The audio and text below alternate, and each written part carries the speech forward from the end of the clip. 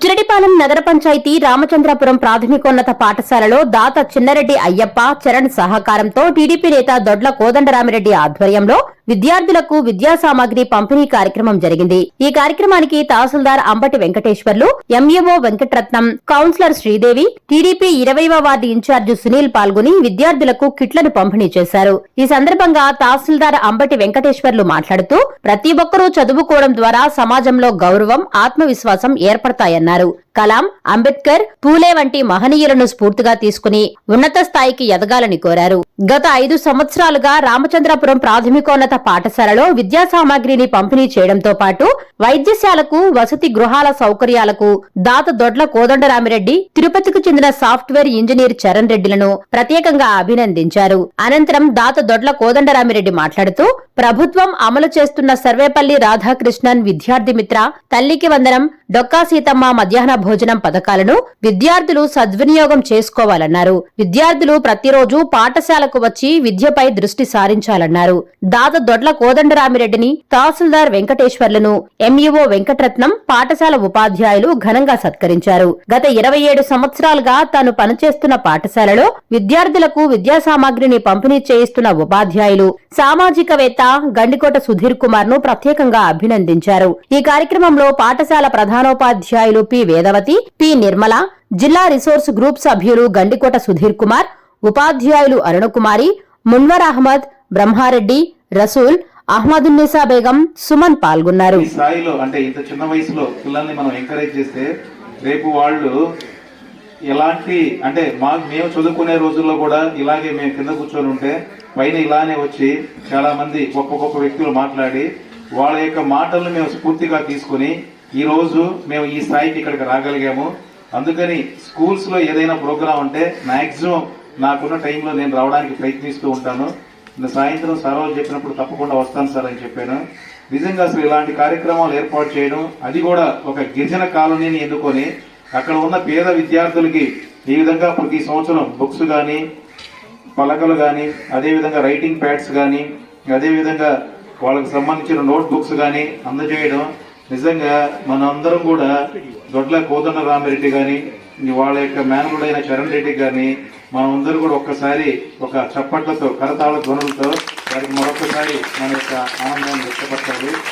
ఎందుకంటే ప్రభుత్వం అనేది ఎదురు చేస్తూనే ఉంటుంది, కానీ ఆ ప్రభుత్వం చేసే సాయంతో పాటు ఇలాంటి వ్యక్తులు ముందుకు వచ్చి ఇలా చేస్తే ఆ విద్యార్థులకి లేకపోతే అక్కడ ఉన్న ఉపాధ్యాయులకి కూడా వాళ్ళకి అక్కడ కలిసి పనిచేయడానికి లేకపోతే ఎంతో ఉత్సాహంగా పనిచేయడానికి చాలా అవకాశంగా ఉంటుంది.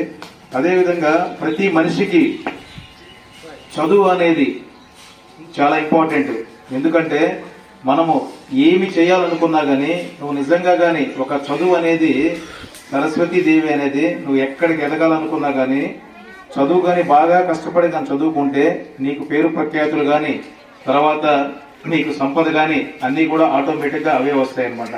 అదే నువ్వు కానీ కష్టపడి చదువుకోకుండా కానీ ఆ యొక్క 10 సంవత్సరాలు లేదా 15 సంవత్సరాలు మామూలుగా మనం ఏదో ఎంజాయ్ చేసి తిరిగామంటే ఆ తర్వాత జీవితాంతం ఒక 40 ఏళ్ళు మనం చాలా బాధపడాల్సి ఉంటుంది. మేమందరం కూడా ఇలాగే ప్రభుత్వ పాఠశాలలోనే చదువుకొని, నేను కూడా ఎక్కడో దూరం నుంచి రాలేదు, మీ పక్క మండలం నుంచి వచ్చాను అన్నమాట. నేను కూడా ఇలాగే కష్టపడి చదువుకొని ఈరోజు ఒక మండల తహసీల్దార్ స్థాయికి రాగలిగాను. మాకు కూడా ఆ రోజు చెప్పేవాళ్ళు, అంటే ఇప్పుడు జేడి లక్ష్మీనారాయణ అని, అంటే మీరు ఇంకా చిన్నపిల్లలు కాబట్టి మీకు అంత దూరం తెలిసి ఉండకపోవచ్చు, ఆయన ఎప్పుడూ ఒక మాట చెప్తూ ఉంటాడు. ఎప్పుడైతే మనం ఆ స్టేజి కింద ఎప్పుడైతే మాటలు విన్నామో ఆ మాటలు విని తర్వాత మనం కూడా అంటే ఏదైనా మనం చదువుకున్న స్కూల్కి మళ్ళీ చీఫ్ గెస్ట్ గా వెళితే మన జన్మ సార్థకమైనట్టు అని చెప్తూ ఉంటాడు. అదేవిధంగా మీరందరూ కూడా ఇప్పుడు అందరూ కూడా 2, 3, 4, 5, 6 తరగతులు 7 తరగతులు దాకా ఉంటారు. ఇప్పటి నుంచి మీరందరూ కూడా ఒక లక్ష్యాన్ని ఏర్పాటు చేసుకుని ఆ లక్ష్యం కోసం మీరందరూ కూడా కష్టపడి కానీ పనిచేస్తే ఖచ్చితంగా మీరు అనుకున్నది సాధించగలరు. ప్రతి ఒక్కరు కూడా ఇక్కడ ఏంటంటే గవర్నమెంట్ స్కూల్స్ అనేది ఇప్పుడు చాలా అద్భుతంగా పనిచేస్తున్నాయి.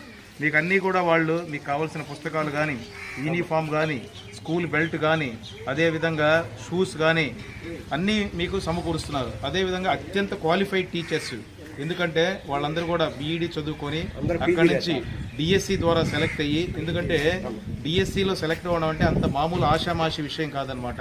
కొన్ని ఉద్యోగాలు అనేది ఉంటారు. కాబట్టి అంత క్వాలిఫైడ్ టీచర్స్ అందరూ కూడా మనకి ఇక్కడ విద్యా బోధన చేస్తూ ఉంటారు. కాబట్టి వాళ్ళందరూ చెప్పిన సూచనలకు అనుగుణంగా మీరందరూ కష్టపడి చదువుకుంటే మనం భవిష్యత్తులో మీరు అనుకున్న రంగాల్లో రాణించగలరు. కాబట్టి మనిషికి ఏంటంటే మనకి చదువే ఆస్తి. ఈరోజు మనం డాక్టర్ బాబాసాహెబ్ అంబేద్కర్ని తీసుకుందాం. ఆయన ఎక్కడో ఒక చిన్న కుగ్రామంలో అత్యంత వెనుకబడిన కులంలో జన్మించి మన భారత రాజ్యాంగాన్ని రచించే స్థాయికి ఎదిగాడు. అదేవిధంగా అబ్దుల్ కలాం గారిని తీసుకుందాం. ఆయన ఇక్కడ రామేశ్వరంలోని ఒక చిన్న కుగ్రామంలో మనకి ఒక సైకిల్ మీద పేపర్ బాయ్గా ఉంటూ ఈ యొక్క దేశమే కాదు ప్రపంచం గర్వించదగ్గ శాస్త్రవేత్తగా ఎదిగి ఆ తర్వాత మన భారతదేశానికి రాష్ట్రపతి కాగలిగారు. వీళ్ళందరూ కూడా ఏంటంటే అందరూ కూడా ప్రభుత్వ పాఠశాలలో చదువుకొని పైకి వచ్చిన వాళ్ళే. కాబట్టి ప్రభుత్వ పాఠశాలలు ప్రైవేట్ పాఠశాలలకి ఏమాత్రం తగ్గ అనేవి కాదు. కాబట్టి మీరందరూ కష్టపడి చదువుకొని వాళ్ళందరినీ ఆదర్శంగా తీసుకుని ఇంకా చాలామంది మేధావులు ఉన్నారన్నమాట. మేమందరం కూడా ఏంటంటే మీలాగే ప్రభుత్వ పాఠశాలలో చదువుకొని ఈ స్థాయికి రాగలేము. కాబట్టి మీరందరూ కూడా ప్రతి ఒక్కరూ కష్టపడి చదువుకొని మీరు అనుకున్న ఏ లక్ష్యాలను అయితే ఏర్పాటు చేసుకున్నారో ఇప్పటి నుంచి ఒక గోల్ సెట్ చేసుకోండి అనమాట. ఆ గోల్ కోసం మీరు ఏంటంటే ఇప్పటి నుంచే ఒక ప్రణాళిక వేసుకొని, అంటే మీరు 5వ తరగతి అయిపోయిన తర్వాత నుంచే స్టార్ట్ చేయాలి. ఇప్పుడంతా మీరు 2, 3, 4 తరగతుల్లో ఉంటారు. కాబట్టి మీరందరూ 5వ తరగతి అయిపోయిన తర్వాత నేను ఇంజనీర్ని అవ్వాలా, డాక్టర్ని అవ్వాలా, సైంటిస్ట్ అవ్వాలా, లేకపోతే ఫ్లైట్ డ్రైవర్ని అవ్వాలా, లేకపోతే ఇంకేదైనా కానీ దేశానికి సేవలు అందించే సైనికుని కావాలా అనేది ఇప్పుడు మీరు నిర్ణయించుకొని దానికి అనుగుణంగా కానీ మీరు కృషి చేస్తే ఖచ్చితంగా మీరు సాధిస్తారు. ఇక్కడ మళ్ళీ ఇంకోటి మనకి ఏంటంటే ఇక్కడ గిరిజన కాలనీ కాబట్టి ఇదంతా కూడా మనందరూ కూడా ఏంటంటే రాజ్యాంగంలోనే మనకి రిజర్వేషన్ హక్కులు ఉన్నాయి. కాబట్టి మీరు నిజంగా కొంచెం కష్టపడితే మీరందరూ కూడా చాలా ముందుకు పోయే అవకాశం ఉంది.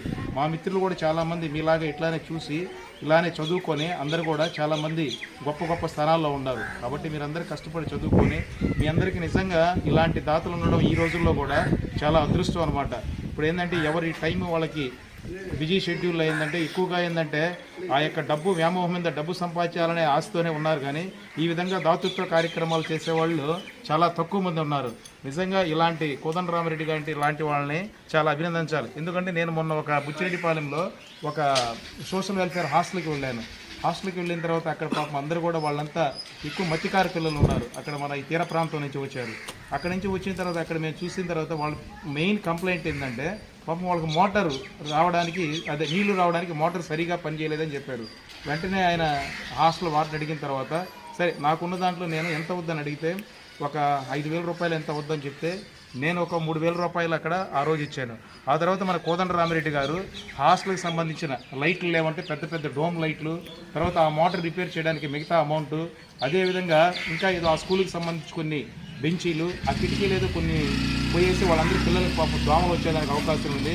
అవన్నీ కూడా వాటన్నిటిని ఒక 10 రోజుల లోపల అవన్నీ వాళ్ళకి రిపేర్ చేయించి ఇచ్చాడు.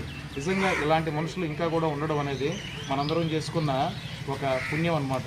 కాబట్టి మీరందరూ కూడా కష్టపడి చదువుకొని ప్రభుత్వ ఉపాధ్యాయులు ఏదైతే చెప్తున్నారో అవన్నీ చేసుకుంటే మీరు జీవితంలో మంచి ఉన్నత స్థానాల్లో ఉండాలని కోరుకుంటూ నన్ను ఇక్కడికి పిలిచి నాకు ఈ అవకాశం కల్పించిన ఈ పాఠశాల యాజమాన్యానికి మరియు దాత అయిన కోదండరామిరెడ్డి గారికి మరి సురేంద్ర గారికి వీళ్ళందరికీ మరొక్కసారి నా యొక్క వెంటనే మన స్కూల్ విచ్చేసిన ఎంఆర్ఓ వెంకటేశ్వరరావు సార్కి, ఎంఈ రత్నం గారికి, లోకల్గా ఉండే సునీల్ గారికి, మిగతా స్టాఫ్ అందరికి కూడా నా ధన్యవాదాలు. ఈరోజు ముఖ్యంగా ప్రతి సంవత్సరం వచ్చినట్టు ఈ సంవత్సరం మన పుస్తకంలో అన్ని ఇస్తున్నాను. మీరందరూ కూడా నా కోరిక ఒకటి మన్నించడం లేదు. ప్రతి సంవత్సరం ఆటల పోటీలు నిర్వహిస్తే ప్రైజులు ఇస్తాను, ఒకరు కూడా ఆడటం లేదు. సునీల్ సార్ ఎందుకు ఈ విషయంలో కొంచెం అశ్రద్ధ వహిస్తున్నారు. అందుకని ప్రతి ఒక్కరు కూడా చదువుకోవాలా, చదువుతూనే అందరికి కూడా ఉన్నత స్థితికి చేస్తారు. ఆత్మవిశ్వాసం చదువుకోవాలా, అందరూ ఉద్యోగాలు చేసుకోవాలా. ఈ 4 సంవత్సరాలు 5 సంవత్సరాలు కష్టపడడానికి అందరూ కూడా పై స్టేజ్కి పోతారు. అప్పుడు పోయినప్పుడు మీకే శ్రద్ధ కలిగింది, అందరూ బాగా చదువుకుంటారు. ప్రతి ఒక్కరు కూడా చదువుకోవాలా, చదువుతూనే అందరికి కూడా గౌరవం వస్తుంది. గౌరవం వస్తేనే మీరు మనుషులుగా ఉంటారు. చదువుకుంది కాబట్టి మన వెంకటేశ్వరరావు సార్ చదువుకుని ఉద్యోగం చేసి అందరూ ఆయన గౌరవిస్తారు. అలాగే మన టీచర్స్ని, రత్నం సార్ని అందరినీ కూడా చదువుకొని ఉద్యోగం చేస్తుంది బట్టి వాళ్ళందరూ కూడా గౌరవంగా ఉంటున్నారు. అదేవిధంగా మీరు అందరూ కూడా చదువుకొని బాగా మంచి పేరు తెచ్చుకొని ఉద్యోగాలు చేసుకొని గౌరవంగా ఉండాలని కోరుకుంటూ సెలవు తీసుకుంటున్నాను. నమస్కారం.